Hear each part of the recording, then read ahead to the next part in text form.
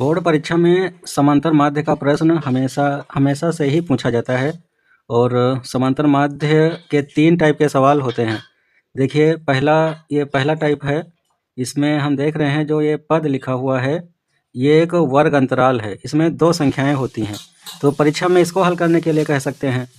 और ये दूसरा देखिए, दूसरे में पद देखिए, एक सिंगल संख्या है, तो सिंगल संख्या भी ज्ञात करने के लिए कह सकते हैं। और तीसरा भी एक प्रश्न है, आंकड़ों 3, 6, 5, 8, 10, 2, 12, 16, 13 तथा 20 का समांतर माध्य ज्ञात कीजिए। इसमें भी देखिए फुटकर संख्याएं लिखी हुई हैं, इसका भी समांतर माध्य ज्ञात करना है। तो परीक्षा की दृष्टि से ये तीनों प्रश्न बहुत ज़्यादा महत्वपूर्ण हैं और बारी बारी से हम तीनों को हल करना सीखेंगे और इनका परीक्षा में आना कंपलसरी है। तो चलिए पहला प्रश्न हल करना सीखते हैं। तो पहला प्रश्न हल करने के लिए पद है 10, 20, 20, 30, 30, 40, 40, 50 और इसकी बारंबारता है 7, 5, 4, 2। तो इसको हल करने के लिए चलिए हम एक सारणी बना लेते हैं। पहले पद लिख लेते हैं 10, 20। ये पद हो गया 10, 20, 20 से 30, ये हो गया 20 से 30 और फिर है 30 से 40, फिर है 40 से 50। ये तो हो गया इसके पद। बारंबारता भी लिख लेते हैं। तो बारंबारता पहले 7 है, दूसरी 5 है और फिर 4 है और उसके बाद 2 है। ये इसकी बारंबारता हो गई। आगे हम 2 कॉलम और बनाएंगे। ये आपके 2 कॉलम और हो गए। जो ये तीसरा कॉलम होगा, इसमें हम लिखेंगे मध्यमान। मध्यमान मीन्स मध्य का पद। तो देखिए मध्यमान हम कैसे लिखेंगे। तो मध्यमान जो ये पद लिखा होता है, इसको जोड़ के आधा कर लीजिए। तो 10 और 20 ये हो गया 30, 30 का आधा हो गया 15। 20, 30 जोड़ लीजिए, ये 50 हो गया और 50 का आधा हो गया 25। 30 और 40 हो गया 70, 70 का आधा हो गया 35 और 40 और 50 ये जोड़ के हो गया 90, 90 का आधा हुआ 45। अच्छा, ये हमारा तीसरा कॉलम रेडी है। और चौथे कॉलम में हम लिखेंगे एक्स एफ। अच्छा, एक्स एफ क्या है? जो ये दूसरा पद होता है बारंबारता, इसको बोलते हैं एफ। F means frequency. और जो मध्यमान होता है इसको कहते हैं एक्स। तो हम इसमें एक्स और एफ लिखेंगे। एक्स एफ, एक्स और एफ की गुणा करके लिखेंगे। तो चलिए लिखते हैं। 7 और 15 की गुणा करिए। 15 सत्ती 105, ये हो गया 105। 5 और 25 की गुणा कीजिए, तो ये हो गया 125। 35 को 4 से गुणा करिए, तो ये हो गया 140 और 45 को 2 से गुणा कर दीजिए, तो ये हो गया 90। तो देखिए आपकी सारणी तैयार हो गई। अच्छा, अब इसको हल करना बाकी है। तो हल करने के लिए हम इसको यहाँ से अलग कर देते हैं। ये देखिए हमारी सारणी तैयार है। यहाँ पे हम लिखेंगे योग। ये हो गया आपका योग। और जो ये बारंबारता है इसको जोड़ लेंगे। तो जोड़ने के लिए संकेत होता है सिग्मा, और ये हम एफ जोड़ रहे हैं। तो सिग्मा एफ बराबर, इनको हम जोड़ के लिखेंगे 7, 5, 12, 12, 4, 16, 16, 2, 18। ये यहाँ पे हमें 18 प्राप्त हो गया। मध्यमान की हमें आवश्यकता नहीं। और अब एक्स एफ जोड़ लेते हैं। तो ये हो गया सिग्मा एफ एक्स बराबर, इसको भी हम जोड़ लेते हैं। 5, 5, 10, ये हो गया 0, हंसला 1, ये हो गया 3, 3 और 4, 7, 7, 9, 16, हंसला 1, 2, 3, 4, ये हो गया 460।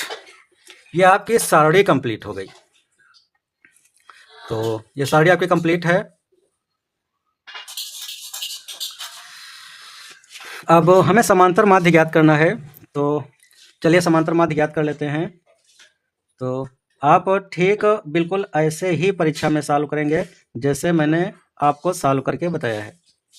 तो समांतर माध्य बराबर, इसका फार्मूला होता है सिग्मा एफ एक्स बटे सिग्मा एफ। इसको हल कर दीजिए। चलिए इसको हल कर देते हैं। बराबर ये सिग्मा एफ एक्स लिखा था, तो एफ एक्स का मान है 460। ये हो गया 460 और बटे में सिग्मा एफ था, एफ का मान हमने निकाला है 18, तो बटे में हो गया 18 बराबर। अब क्या करेंगे, बहुत ही सिंपल है। 460 को हम 18 से भाग दे देंगे। 18 दूना 36, 6 में से 6 गया 0, 4 में से 3 गया 1, ये 0 बढ़ा लिया, 100 हो गया। फिर ये हो गया 18 पंचे 90, 100 में से 90 गया तो बचा 10, लगाते हैं यहाँ पे दशमलव और 0, ये हो गया फिर 18 पंचे 90 और 100 में से 90 माइनस हो गया तो बचा 10, फिर 0 लगा लेते हैं तो 18 पंचे 90, 100 में से 90 गया 10 बचा, लेकिन हमें दशमलव के बाद 2 अंक की ही आवश्यकता थी, तो हम इसका उत्तर लिखेंगे 25.5। और जो ये वाला 5 है इसके बाद भी 5 आता, इसलिए हम 5 को 6 लिख लेते हैं, 25.56। बस ये आपका समांतर माध्य निकल चुका है। ये था रफ कार्य। तो आप भी परीक्षा में ठीक बिल्कुल ऐसे ही इस प्रश्न को हल कर सकते हैं। आप देख लीजिए, ये था आपका प्रश्न और आप इस प्रश्न को ठीक बिल्कुल ऐसे ही हल कर सकते हैं। चलिए दूसरा प्रश्न देख लेते हैं। दूसरा प्रश्न है, ये है आपके पास, परीक्षा में इस तरह भी प्रश्न आ सकता है। तो इसमें देखिए सिंगल संख्याएं हैं, पद दिया गया है 2 4 8 6 3 और इसकी बारंबारता है 3 6 9 2 10। परीक्षा में इसको भी पूछ सकते हैं, बहुत ही आसान है, आइए सीख लेते हैं। तो चलिए हल करते हैं। पहले लिखते हैं पद लिख लेते हैं। पद इसके हैं 2 2 4 8 6, 2 4 8 6 और 3, ये हो गए इसके पद। और इसकी बारंबारता भी लिख लेते हैं। इसकी बारंबारता है 3 6 9 2, 3 6 9 2 एंड 10, ये हो गई आपकी बारंबारता। चलिए, और इस तरह के अगर आपको प्रश्न परीक्षा में मिलता है तो इसमें 2 कॉलम तो होते ही हैं, आपको सिर्फ 1 कॉलम बढ़ाना है। ये हमने 1 कॉलम बढ़ा लिया और जो हमने कॉलम बढ़ाया है इसमें हम लिखेंगे एक्स एफ, एफ एक्स भी लिख सकते हैं, एक्स एफ भी लिख सकते हैं। जो ये पद है ये एक्स है और जो बारंबारता होती है वो एफ होता है, एफ होता है। इसमें हम लिखेंगे एक्स और एफ की गुणा करके लिखेंगे। चलिए लिखिए, तो हल कर दीजिए। 2 और 3 की गुणा करिए तो 2 3 6 हो गया, 4 और 6 की गुणा करिए तो 6 चौक 24 हो गया, 8 और 9 की गुणा करिए 9 अट्ठी 72 हो गया, 6 और 2 की गुणा करिए ये 12 हो गया, 3 और 10 की गुणा करिए तो ये 30 हो गया। ये हमारी सारणी तैयार हो चुकी है। पद की हमें कोई आवश्यकता नहीं है, इसमें हम लिख लेते हैं योग और पुनः वही काम करना है। जो ये एफ है, एफ को हम जोड़ लेंगे, इसलिए कहेंगे सिग्मा एफ। तो इसको जोड़ लीजिए, 3 6 9 9 18 18 और 2 20 और 10 30, ये सिग्मा एफ हो गया 30। एफ एक्स को भी जोड़ लेते हैं तो सिग्मा एफ एक्स बराबर जोड़ लेते हैं 6 4 10 2 12 2 14, 14 के हो गए 4 और हंसला 1 3 7 10 11 12 13 14, ये हो गया 144। हमारी सारणी कंप्लीट हो चुकी है।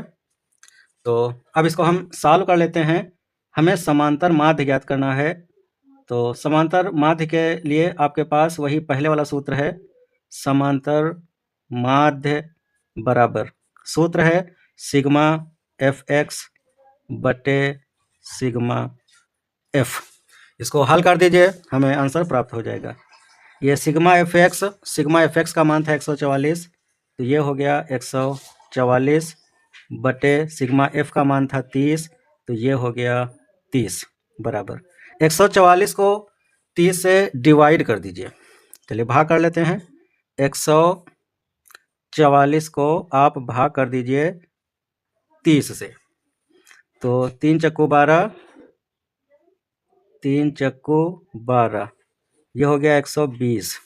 4 में से 0 गया तो बचा 4, और 4 में से 2 गया तो बचा 2, 24 बचा। लगाते हैं दशमलव और 0।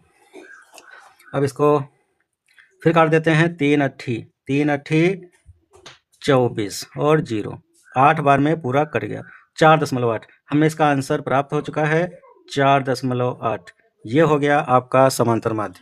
तो आप फिर से एक बार देख लीजिए ये दूसरा प्रश्न। अगर आपको इस तरह का प्रश्न मिलता है तो आप इस तरह से सारणी बना के इसको आप हल कर सकते हैं। ये आपका रफ कार्य है और ये आपका आंसर हो गया। ठीक ऐसे ही हल कर सकते हैं, बहुत ही सिंपल प्रश्न है। चलिए अब देख लेते हैं last question. It's also a very important question. अगर ऑब्जेक्टिव टाइप में प्रश्न पूछेंगे तो इस तरह से आपसे समांतर माध्य पूछा जा सकता है। 3, 6, 5, 8, 10, 2, 12, 16, 13 तथा 20 का समांतर माध्य ज्ञात कीजिए। इस तरह की फुटकर संख्या भी लिख देते हैं, वो कहते हैं समांतर माध्य ज्ञात कीजिए। तो इसको भी हल करने का एक बहुत ही आसान तरीका है। देखिए आप कैसे हल करेंगे। आपको ज्ञात करना है समांतर माध्य, तो इसके लिए एक अलग सूत्र है, वो आपको याद करना है। समांतर माध्य बराबर, अगर आपको फुटकर संख्या मिलती हैं तो उसके लिए समांतर माध्य ज्ञात करने का सूत्र है सभी पदों का योग बटे सभी पदों का योग बटे कुल संख्या। देख लीजिए ये है प्रश्न, ये सूत्र है, आपको इसे याद कर लेना है। तो अगर फुटकर संख्याएं मिलती हैं तो आपको ऐसे ही हल करना है। बराबर देखिए कैसे हल करेंगे। लिखा है सभी पदों का योग, तो सभी पदों का योग करिए। पहला पद है 3, तो 3 plus 6 plus 5 plus 8 plus 10 plus 2 plus 12 plus 16 plus 13 plus 20। देखिए हमने सभी संख्याओं को जोड़ लिया है। 3, 6, 5, 8, 10, 2, 12, 16, 13, 20 इतनी संख्याएं थी। ये सभी संख्याओं का योग हो चुका है और बटे में हम लिखते हैं कुल संख्या। जितनी भी संख्याएं हों 1, 2, 3, 4, 5, 6, 7, 8, 9, 10, कुल संख्याएं हैं 10, तो हम बटे में लिख देते हैं 10। बहुत ही सिंपल प्रश्न है। इन सबको जोड़ लीजिए। 3, 6, 9, 5, 14, 8 ये सब जोड़ लीजिए और ये सब जोड़ के हो जाता है 75।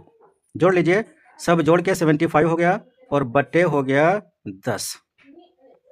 अब हम 75 को जब 10 से भाग करेंगे तो हमें आंसर प्राप्त होगा 7.5। ये हो गया आपका आंसर। बहुत ही आसान है। तो देखिए हमने ये आपको 3 प्रश्न बताए हैं, ये तीनों में से परीक्षा में 2 का या किसी एक का आना कंपलसरी है। धन्यवाद।